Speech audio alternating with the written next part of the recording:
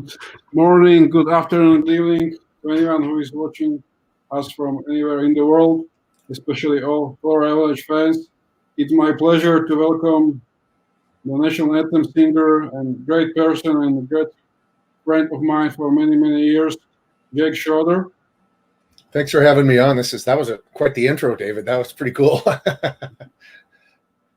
Thank you. It's a great job of Michael from Colorado, Europe, who is helping us to do this broadcast. I'm really happy that you have found the time and join us from your home in Colorado. Of course. We would like to talk with you about different things, but of course, let's start from the beginning. Can you tell us where you were born and if you have some European legacy because your surname, last name sounds a little bit German, maybe some connection with Europe? Sure. I was born in Boulder, Colorado on January 7th in 1968, so that's a long time ago, more than 53 years now, so that's kind of crazy. But I grew up in Boulder and left and moved to Denver in about 1991. My first anthem for one of the big teams was for the Nuggets in 1985 when I was still in high school. I did an anthem for the Nuggets, and then I would do a few Nuggets ones every year. My family's heritage, we come from right outside of Munich, and Jake Schroeder came over in, I think, 1868 to the United States, and then he had a son named Frank. Otherwise, I would be Jacob Schroeder the sixth instead of Jacob Schroeder the fourth. So I'm actually the fourth, but so pretty cool lineage. And I've been to that area, and I'm planning next time I get over to Europe, I'd like to go down there and go to, you can look in the church logs and see exactly where they're from and where they might have been, where they lived. And I'd like to look that up and see where old Jakob came from. But yeah, so that's kind of my family's history in terms of where we came from. Thank you. And to our viewers, if you like to ask any question, Jake, just leave it in the comments and I will ask him for you. And how did you become a singer for the Eurolanche games? So I used to, the first year they used a bunch of different people, and then during the playoffs they used a guy named Jim Sailstrom, who's a local singer and a really, really nice guy. And then the second year they had chosen one lady to do it. And then she decided she was going to move somewhere and do something else. So they asked me about it. And at that point, I was really traveling with my band a lot. So I told them I couldn't do all the games, but I'd love to do the ones that I could. And I think the first year I might have missed 7 or 8 games. And then after that, I pretty much worked my schedule around it because it was so important and it was such a cool thing. And it's just really, really fun to get to do. But like I said, my first anthem was for the Nuggets in 1985. And then I continued through the 90s, and at one point I lived pretty close to the arena, to McNichols, where they had the Nuggets games. And so for a few years there, if somebody showed up and was sick or didn't do a good job at sound check or couldn't do it or whatever, they'd call me and they'd be, "Can you get here in 10 minutes and do the anthem tonight for the Nuggets game?" And I was, "Sure, I'll be there." So that's kind of their emergency backup guy for a while. And then just kind of worked my way into the Avalanche thing. They just offered it to me when during that third year. And so that third year was my first year, and I'm stuck at 971 anthems now. So I'm not really, well, actually 972 because I was in the building for the opening night. So I'm counting those. I'm not counting the video ones, but I am counting the ones where I'm there live. And so I'm allowed to come sing, but I have to leave right away, right as soon as they're done, because it can only have, at this point, I think 125 people in the building per the state mandate. So I have to kind of get in and get out. So 972 now. So almost 1,000 anthems there, which is crazy. I'm sorry for that you have to wait, but this whole COVID thing, it's my job because I didn't want to miss your game 1,000. And if there is no COVID, you would already passed it. So we have to wait for the next trip, and I'm sure that then we will all watch your game 1,000 at the Ball Arena. Yeah, that would be fun. I'm really hoping that things start loosening up and that the vaccine starts making a big difference soon, because so many people have suffered from this thing, and it's just, we got to be safe. But at the same time, I'm really looking forward to being around people and shaking hands and giving people hugs and, stuff like that. That's really been a tough one to miss, Yeah, of course. And by the way, do you know what is happening with the arena staff, employees? Um, Because you uh, broke up for just a sec there. Can you repeat that? if you know what is happening with the arena staff people, because we had many friends amongst them, they recognize us every year. And now, for example, last years, I used to, when I watched the Avalanche games, I always was pointing on the TV screen like, hey, I know this person, this is my friend. But now, of course, I can see only empty seats. Yeah, I think a lot of the in-game people there are doing something else. I know that they got paid for a time. I don't know if they're still getting paid, but I know initially, at least, they were getting paid. That might not be true anymore, but it's tough. It's tough for for everybody. But I know one of my dear friends, the guy that worked the concierge desk right at the top of the elevators on club level, named Dennis, who had been there since the beginning of the Pepsi Center. I think he worked at McNichols before that. He passed away, not from COVID, but had a aneurysm or something. So I'm really going to miss him. He was really a wonderful guy, really sweet guy. So, but hopefully most of those folks will be back, but hard to tell. And do you remember on the exact date of your first appearance for the Avalanche game and the opponent? Uh, no, it would have been the first game of the 1997-98 season, and I just remember Hayduk and Drury kind of made the team, and that was the big deal. So we were all rookies in the same year, you know. But no, I'm sure I could look that up. But it was the home opener for the 97-98 season. So, But I guess that as a child you were growing up as a singer. Did you have some kind of your own band? Because it didn't happen like you were just going by the arena in 1985 and they hired you. You definitely have to have some history of music. yeah, I was always in musicals, and I had an a cappella group that I started in high school that we got to travel with a little bit, and then I was in a second a cappella group, and we did anthems together. But they just had open tryouts every year for the Nuggets, and I used to have to go back every single year, and you stand in the you go sing for all these people again. So every year that I had to retry out. So it's nice that the Avs don't make me do that, but yeah, it was always something I really enjoyed doing. I'm really lucky that they chose me to do it, because and honestly, they're a lot better singers than I am. But I know. like in Denver, there are probably 1,000 people that are way better than I am. But I've just been doing it so long that that it's kind of a tradition, and I'm really happy and really full of gratitude that that's the case. 972 performances by you. Are you still nervous when you are going to step on the ice, or you are feeling like it's something you are doing every day?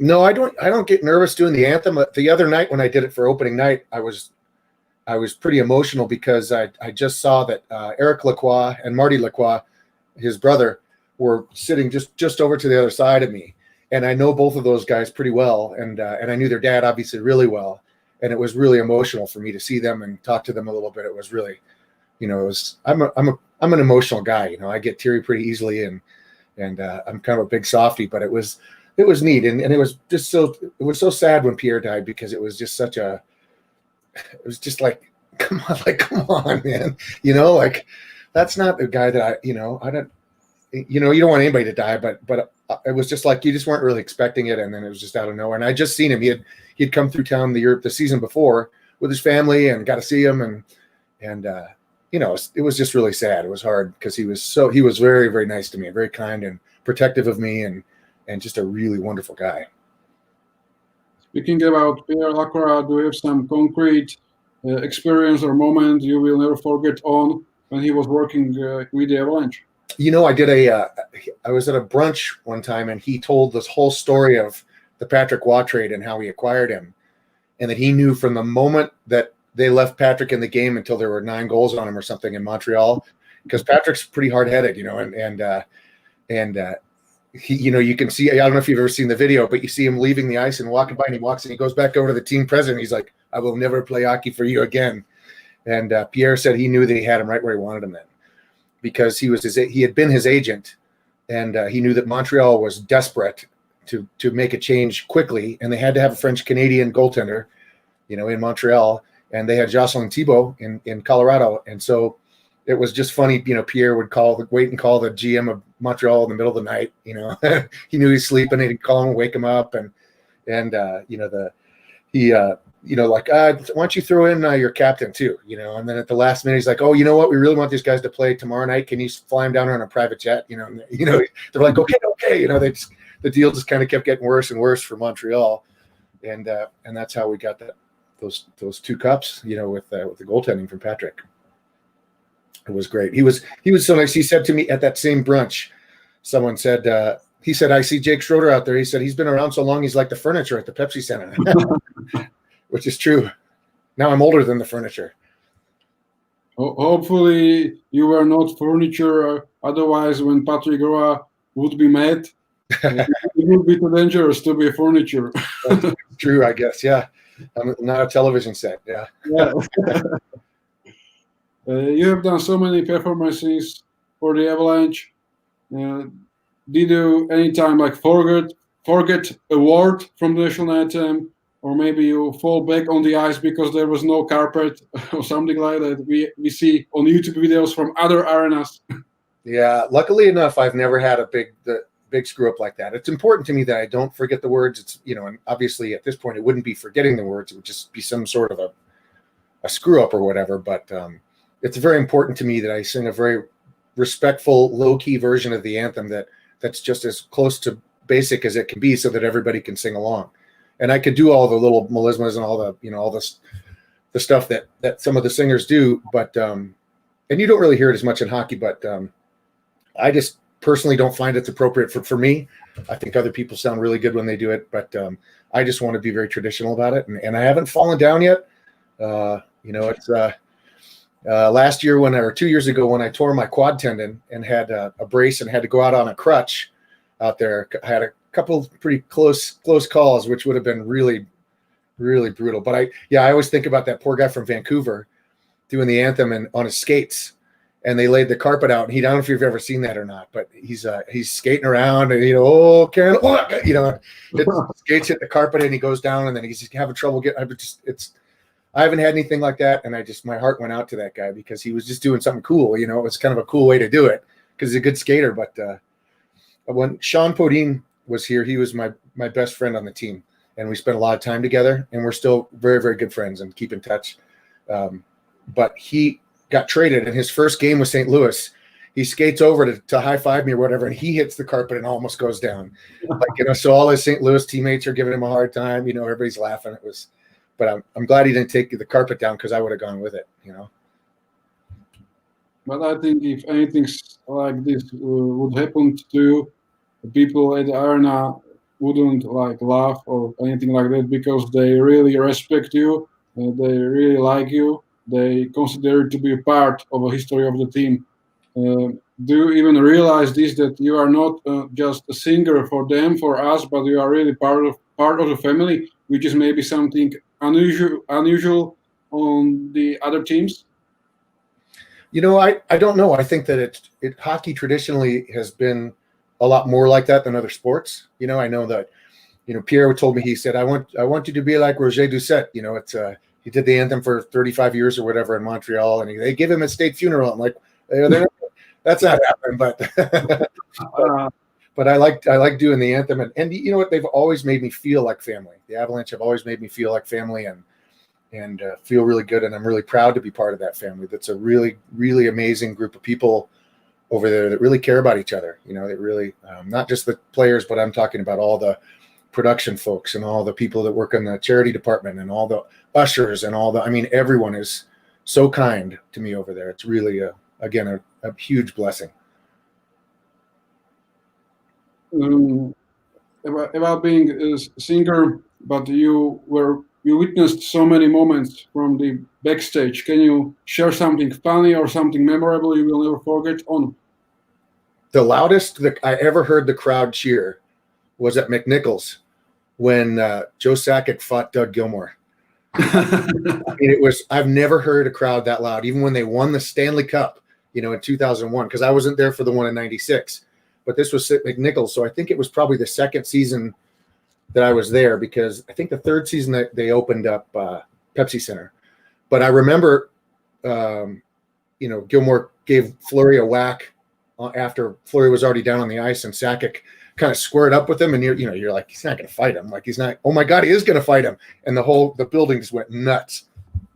It was the loudest I'd ever heard that building, and it was really crazy. That was just a very surreal thing to see Sakic fighting, and it's the only fight he ever had in the NHL. But that was something that I remember.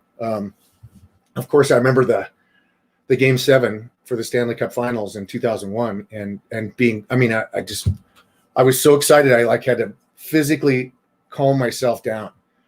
And in between the stanzas, in between each line that I would sing, I could hear Patrick Roy hitting his pads with his stick, because he's just so geeked and ready to go. And it was just, the energy was just electric in there. And that was a different era. So if you got a 2-goal lead back then, that was about it.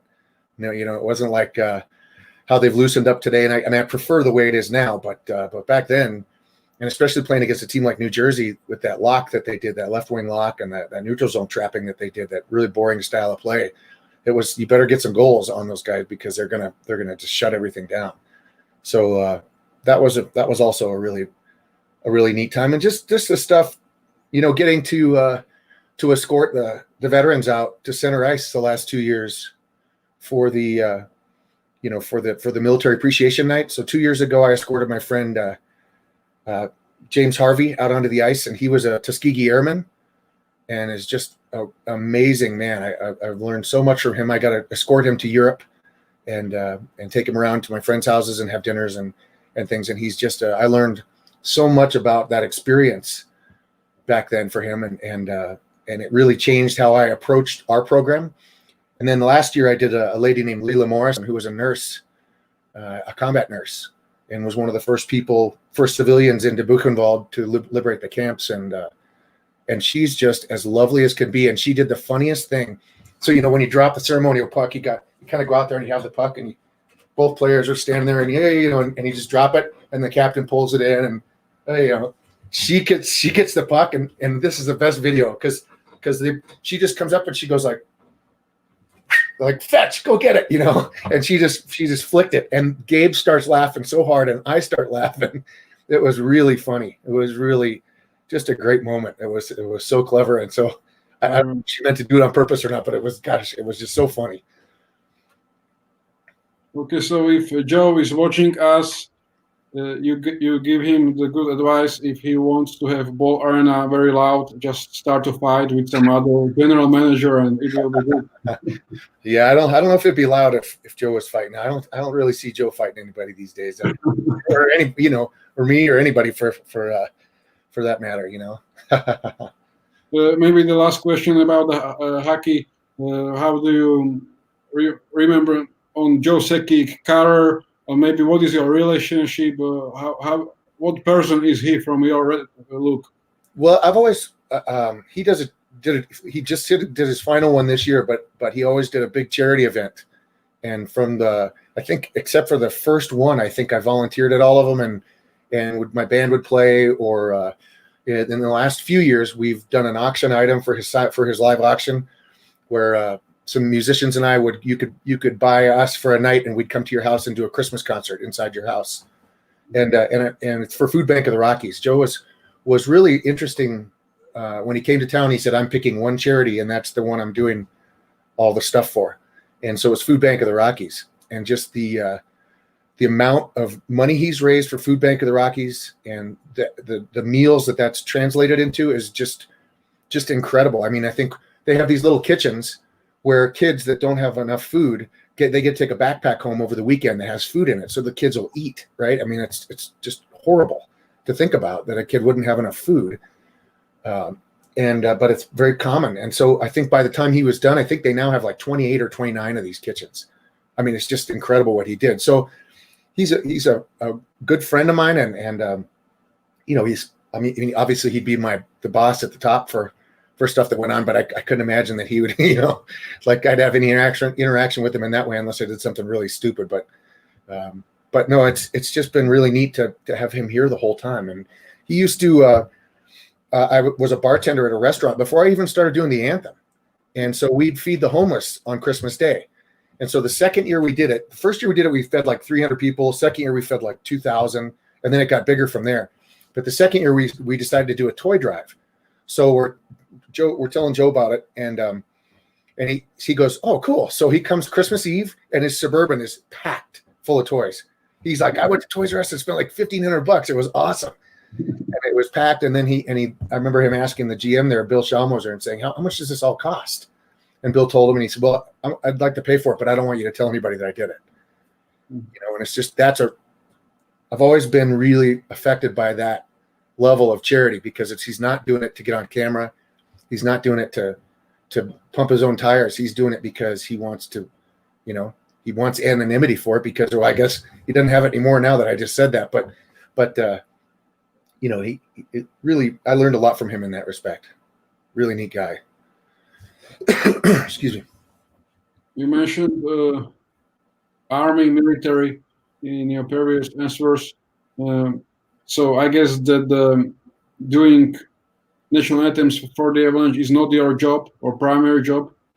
So no, more about your activities. Sure. Yeah, I was in a band for 20 years, and then shut that down in 2012. But in '99, I started volunteering for a local charity that, and we did intercity youth hockey. We rented some ice outdoors, and then the NHL gave us some equipment. We just invited these kids to come just start playing hockey and goofing around, and we did that for a few years. And then I ended up working there full time, and that was the Denver Police Activities League. So the concept behind it, we've been around 51 years in Denver, 52 years now in Denver. And originally the concept was that these cops would get out in the community and do and coach kids on sports teams. And over the years, things have changed. And a few years ago, we had to stop doing our tackle football program, which was really big because we couldn't afford the insurance anymore. It was just astronomical. And it wasn't going to really protect us if something happened. So we had to stop doing tackle football. And then a couple of years ago, the new chief in Denver decided he wanted to do his own kind of community programming, and that's his prerogative. And so we used to have 2 cops assigned full-time to us, and now we don't have any.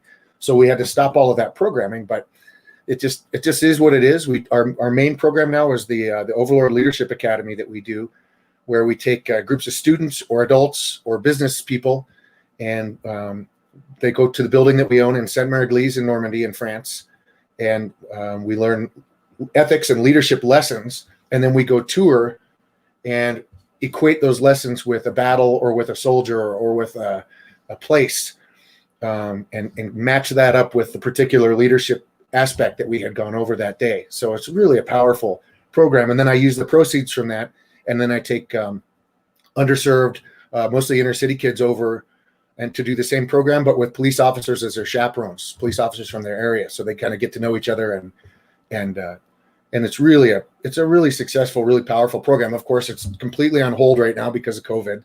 So we're just working on curriculum and working on materials, and we're reaching out to people saying, "Hey, listen, 2022 is going to be pretty busy. So, if you're thinking of going, why don't you let us know? And, we'll try and reserve a space for you." But you've been to the house. That's a very special area, that whole, because it's not just World War II that went on there. You've got the 100 Years' War. You've got, there's a Roman marker in the square that's, 2,200 years old or whatever, that showed the Roman troops how to get to England.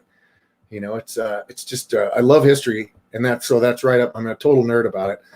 So it's really been a joyful thing for me to get to do. And if we can get these kids who normally wouldn't think of traveling or wouldn't be able to travel like that, and show them that it's possible, and show them that they're capable of doing whatever they want to do, I think that we're hopefully changing some lives. Yes, I was really fortunate to spend 2 times for like 1.5 weeks at Normandy, thanks to at the house. It's a really beautiful place, and it's peaceful. Finally, after, because of course there was the war and very, very hard battles, but now it's a really great piece of history. A man can learn many interesting facts about the fights over there. I have been always interested in the World War II, but still I can learn something new directly at this place because it's different when you are reading books and learning, and then when you have a chance to be there uh, and see the stuff from the first row, like in places like Omaha Beach, Utah Beach, cemeteries. It has a really great atmosphere, and it's it's important to show to many people in the world uh, because people are used to forget on stuff like that, and they are talking like this can't happen anytime soon. But you see, we are living in very hard times now.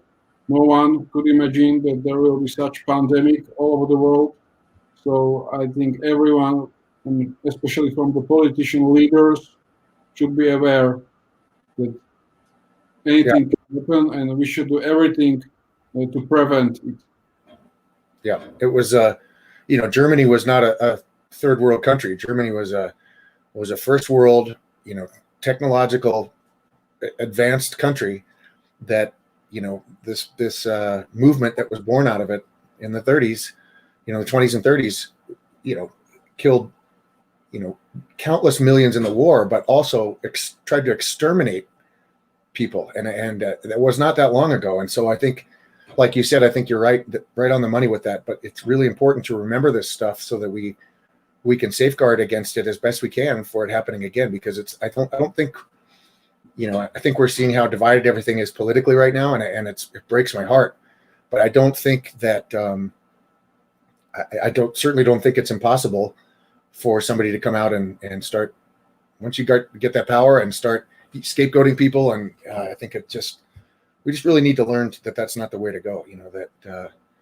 And it's great being in France, because the French in that area, it's very, very important to them that we remember these stories and remember these men that came over there to save the world, because they had to. That's really what they were doing on the shoulders of these 18 and 19-year-old kids. We certainly laid a pretty big boulder on it, that they were going to be responsible for saving the world or not.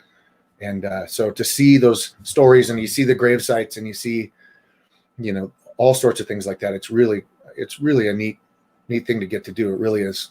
I think every American should go to Normandy just to learn about sacrifice. So the overall project is the main thing project you are doing on now. Yep, that's our big program now. And obviously we can't really even do any of the little ones anymore because it can't be around the kids and can't. But we're going to continue to do other things in the community, some dinners and take kids fishing, and we'll add programs. But right now we're just really concentrating on getting everything together Overlord wise, so we can and we may change the name, because I know what it means because I'm a nerd. But a lot of people are like, what's Overlord? Like, is that Dungeons and Dragons, or what? It's like it was the code name for the invasion. But I think a lot of people are confused by that. So we may look at a name change at some point, but we're going to continue the program, and really looking forward. I'm hoping to get over there in July, depending on what's going on with COVID. After I do the parade for the Avalanche, hopefully that would be a lot of fun. So, So you really believe that this team can win the cup finally this season? yeah, I think they've been capable for the last couple of years. Last year was, it wasn't that they weren't good enough. It was that their captain was out and their best defenseman was out, and both their goalies were out. And it's like, even if they had beaten Dallas in that game 7, I couldn't imagine that they would have beaten Vegas, which is a tough team, a very physical, fast team. I don't think they would have beat them in 7 games if they weren't going to get those guys back, and it didn't sound like they were going to get those guys back, But yeah, I mean, they have such great leadership. Gabe is such an incredible human being, the stuff that he does. And he and we had a buddy that I introduced Gabe to that just passed away about 10 days ago. It was really hard on both of us. This was a kid that was born with a nerve tumor disorder, and so he'd just been in a wheelchair basically his whole life. And